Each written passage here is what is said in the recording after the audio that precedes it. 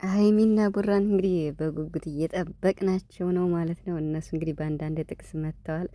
ከሀይሚ ስጀምር የኔ ወንድም ሴት ልጅ ብር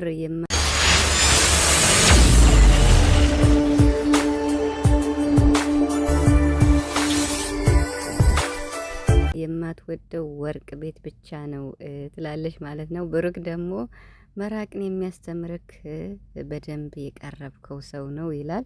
እንግዲህ እጅግ በጣም በብሩክና በሀይሚ የሁለቱ ደጋፊዎች በጣም በጣም ከልክ በላይ እየተሰዳደቡ ይገኛሉ። እውነት ለመናገር በጣም በቃ ምን ልበላችሁ በሚደብር መልኩ ማለት ነው። እና መጫረስ ነው የቀራቸው የምር ማለት ነው።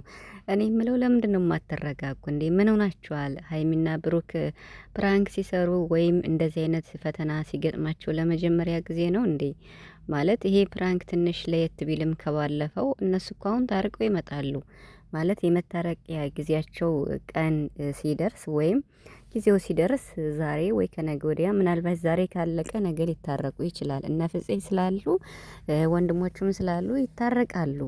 ማለት ሀይሚም እኮ ትናንትና ዳኒ እንደዚያ ሲላት እንደዚህ ላሳይሽ የተደበቀ ፋይል አለ ምናምን ብሎ ሲያሳያት በቃ በስርዓት ስርዓቷን ይዛ ያኔ እንዴት ነው ሰውን በማክበር ነው እንደዛ ዝም ብላ እስኪ ብላ ያየች እንጂ እኮ እንዴት ነው ያ ነገር ትሩ እንዳልሆነ እውነት ካልሆነ እንዳልሆነ እኮ እሷም ታውቃለች። ምክንያቱም የስንት አመት ጊዜ ጓደኛዋን ብሩክን ነው የምታምነው ማለት ነው።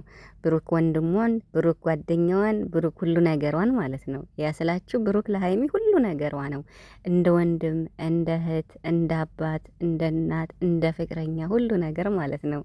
ደግሞ ፍቅረኛ አትበይ ብላችሁኛል መሰለና ይቅርታ አድርጉልኝ። እኔ ማለቴን አልተውም ማለት ነው። እና አንዳንዴ ኮሽታ ሲፈጠር ፍቅረኛሞች አይደሉም ማለት አይቻልም። ማለት እነሱ አሁን እንደ ድሯቸው ይመለሳሉ። እኛንን አፍ የሌለን ማለት አሁን ለየብቻ ነጣጥለን በጣም እየወረድንባቸው እንገኛለን እና እነሱ ታርቀው ሲመጡ ግን እኛ ጨረቃዎች ወይም ሀይሚና ቡራ ብለን ለመጥራት በጣም እናፍራለን ማለት ነው። ሶ ያ ነገር እንዳይመጣ ደግሞ መጠንቀቅ ነው ያለብን። ስለዚህ የጨረቃ ቤተሰቦች እንዴት ነው ማለት በቃ ብዙ ነገር አትበሉ፣ አትሳደቡ። በስማአም ሀይሚን እንዴት ነው የሚሰድቧት? በፈጣሪ በጣም ነው የሚደብር የምር ማለት ነው። ማለት ትናንት ምን አድርጋለች? ያን ፎቶ ከዳኒ ጋር እንደዚህ ስለተነሳች ምንድን ነው? አረ ይደብራል የምር። እንዴ ምን ሆናችሁ ነው እናንተ እንዴ? በቃ ማለት እነሱ ይታረቃሉ። እናንተ ምን ሆናችሁ ነው? ተረጋጉ። በቃ በጣም ሌላ ሙድ ውስጥ ገብተው ሀይሚ በቃ ብሩክን አታገኘውም። ብሩክ እኮ እንዲህ ነው በውጭም በውስጥም ሌላ ሰው እንዳለው በስማ ማረ ይቅር ይበለን። እኔ ከባድ ነው የምር። ሀይሚና ቡራ ፈጣሪ ይጠብቃችሁ ከክፉ ነገር የምር ማለት ነው። ማለት እነሱ አሁን ይሄ ነገር ሁሉ አልፎ ታርቀው ይመጣሉ። ትዝብት ብቻ ነው እና ስለዚህ ብሩክ ደግሞ በሀይሚ አይደራደርም። ዳኒ እንደዚህ እየሆነ ያለው ለመፈመስ ነው እንጂ ሌላ ምን ትርጉም ይሰጠዋል? ዳኒ ከየት አምጥቶ ነው ፋይል ምናምን የሚባል አሁን ቴክኖሎጂ በሰለጠነበት ሰዓት ፎቶሾፕ ባለበት ሰዓት ይሄ ነው ብሎ ቢያሳይ ሀይሚ ደግሞ ልታምን አችልም። ይሄን አታምንም በፍጹም ማለት ነው። እና ምክንያቱም ብሩክ የብዙ ጊዜ ጓደኛዋ ነው። በቃ ማለት ለወደፊት በጣም ብዙ አላማ ያላቸው ሰዎች ናቸው። ስለዚህ አሁን በእንደዚህ በተፈጠረ ነገር ነገሩ እንደዚህ ተበላሽቶ ይቀራል ብላችሁ በጣም ብዙ ነገር አስባችሁ በቃ እቃ ማካፈል ነው የቀራችሁ። የምር ሀይሚና ቡራ ተገብተው ቢሆን ለብሩክና ለሀይሚ እንዴት ነው እቃ ማካፈል ነው የቀራችሁ። ስለዚህ በጣም ይደብራል። የምር ተረጋጉ። በቃ እንዴ ምን ሆናችሁ ነው እናንተ? ማለት ሀይሚን በዚህ ልክ ነው የምታውቁት፣ ብሩክን በዚህ ልክ ነው የምታውቁት። በቃ ጨረቃዎችን በምትወዷቸው በምታውቋቸው ልክ ነው እነሱን ማመን ያለባችሁ። ማለት እነሱ አሁን እንደዚህ ስለሆኑ ተጣልተው ተለያይተው የሚቀሩ ሰዎች አይደሉም። በጣም ብዙ አላማ ያላቸው ናቸው። በጣም ብዙ ስኬቶችን ያሳኩ ናቸው።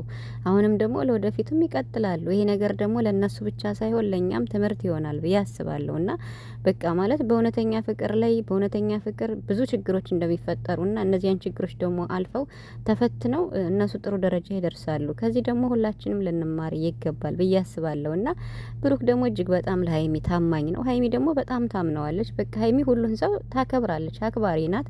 ነይ ሲላት ፎቶሾፕ ይሁን ምን ይሁን ውሸት ይሁን ባዶ መስመር ይሁን ምን ይሁን ፎቶ ይሁን እሺ ብላ አይታለች። ይሄም እኮ ስራም ሊሆን ይችላል ማለት ያው በሱ ቤት ስለተሰራ በዳኒ ቤት ሀይሚ በቃ ታውቃላችሁ አይደል የስራ ሰው ናት። እና ያ እንዳለ ሆኖ ምንም ነገር አይፈጠርም። በቃ በሀይሚና በቡራ ማለት ነው። ስለዚህ ተረጋጉ። ሌላ ውስጥ ገብታችሁ ሁለቱን ለመለያየት በጣም እንዴ ይበቃል። ብሩክ ደግሞ አንድ ነገር የምለው ነገር ቢኖር በቃ በህይወታችሁ ያሉትን ሰዎች ማስወጣት ብቻ ነው ያለብህ ብዬ ነው የማስበው። ምክንያቱም ከዚህ በላይ መሄድ ስለሌለበት ማለት ነው።